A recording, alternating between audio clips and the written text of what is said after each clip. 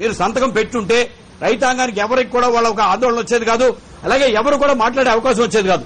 మీరు కేవలం ఇవన్నీ రద్దు చేస్తారని చెప్పింది చంద్రబాబు నాయుడు గారు.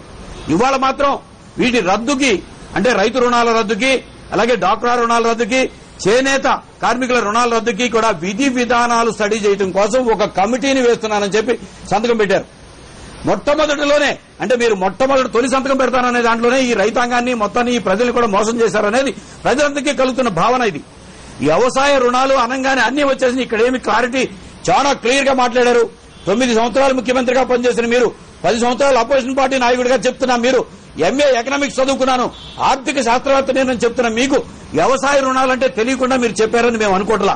ఇవాళ చాలా క్లారిటీతో వచ్చిన తర్వాత తొలి సంతకం నేను వ్యవసాయ రుణాలకు పెడతానని మీరు చెప్పి, మీరు మీ అడ్వర్టైజ్మెంట్లో కూడా ఇదిగో మీ పుస్తల తాళ్లు మీకు నేను ముఖ్యమంత్రిగా తొలి సంతకంతోనే వస్తాయని చెప్పి తెలుగుదేశం పార్టీ నుంచి అడ్వర్టైజ్మెంట్లు ఇచ్చారు. ప్రతి చోట కూడా మీరు చెప్పింది ఇవన్నీ కూడా మీ బంగారు రుణాలు, మీ పంట రుణాలు, మీ ట్రాక్టర్ రుణాలు అన్నీ రద్దయిపోతాయని చెప్పారు. నిన్న జరిగిన దాంట్లో మీరు మొత్తం కూడా వాళ్ళ ఒక కమిటీలు వేశానంటేనే రైతుల విషయంలో ఇప్పుడు దాకా జరిగిన కమిటీలన్నీ కూడా కాలయాపన చేసిన కార్యక్రమాలే. సో మీరు ఈస్ట్ గోదావరిలో క్రాప్ హాలిడేలో మోహన్ కందా కమిటీ ఏమైంది కమిటీ రిపోర్ట్, అలాగే జాతీయ స్థాయిలో కూడా ఇవాళ national commission on farmers Swaminathan committee report, అలాగే రైతుల ఆత్మహత్యల మీద జయంతి ఘోష్ కమిషన్ రిపోర్ట్, అలాగే ప్రకృతి వైపరీత్యాలు జరిగి నష్టపోయినప్పుడు రైతాంగానికి నష్టపరిహారం చెల్లించడానికి భూపేంద్ర సింగ్ హుడా కమిటీ అధ్యక్షత చేసిన ముఖ్యమంత్రుల సాధికారిక కమిటీ రిపోర్ట్, ఇవన్నీ కూడా చెప్పిన మీరు కాలయాపన చేయడానికి తప్ప రెండోది కాదు. ఇవాళ మీరు చేసిన దాంట్లో ప్రజలు రైతాంగం మొత్తం కూడా ఆందోళనకు గురవుతున్నారు. ఇవాళ ఖరీఫ్ సీజన్ స్టార్ట్ అయిపోయింది. ఇవాళ తీసుకున్న రుణం ఒక సంవత్సరం వాళ్ళు వాయిదా లోపైతే 4% వడ్డీ, వాయిదా దాటితే 11.75% వడ్డీ కట్టాల్సి వస్తుంది. ఇవాళ తిరిగి వాళ్ళు రుణాలు తీసుకుంటేనే వ్యవసాయాన్ని సాగు చేయగలరు.